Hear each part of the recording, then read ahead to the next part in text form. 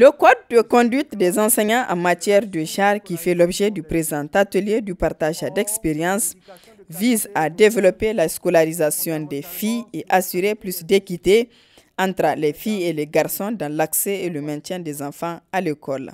Le secrétaire général du ministère de l'Éducation primaire a dans son discours d'ouverture décliné les objectifs de cet atelier. Pour accompagner les efforts du gouvernement dans le cadre de la promotion du genre, le projet NEXT, financé par l'USAID, a étroitement travaillé avec les équipes du ministère de l'enseignement primaire, de l'alphabétisation, de la promotion des langues nationales et de l'éducation civique, au niveau central comme au niveau déconcentré, pour expérimenter en 2016 le code de conduite des enseignants dans 4 écoles de la région de Dosso. Cette expérimentation a produit des résultats concluants et a suscité un engouement tant au niveau des enseignants que des acteurs communautaires. Ces résultats concluants ont conduit l'extension de cette expérimentation à toutes les 150 écoles d'intervention du projet NEXT.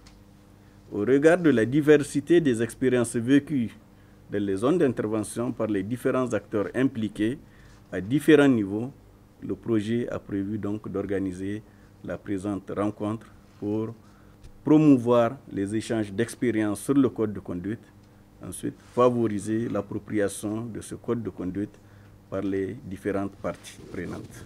Les participants à cet atelier auront à enrichir le processus de mise en œuvre du code de conduite des enseignants sur le terrain.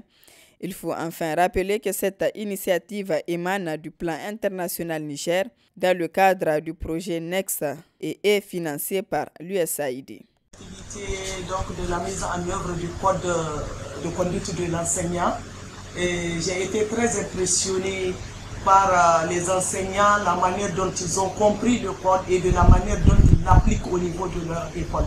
Les directeurs et tout le personnel, les enseignants, ont pris part à l'élaboration, mais aussi à la mise en œuvre de toutes les différentes parties qui constituent le code de l'enseignant.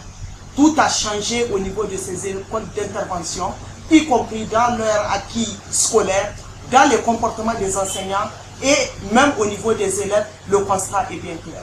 La communauté a été mise aussi en contribution, a été très efficace, a compris l'efficacité du code de conduite de l'enseignant et y a participé pleinement.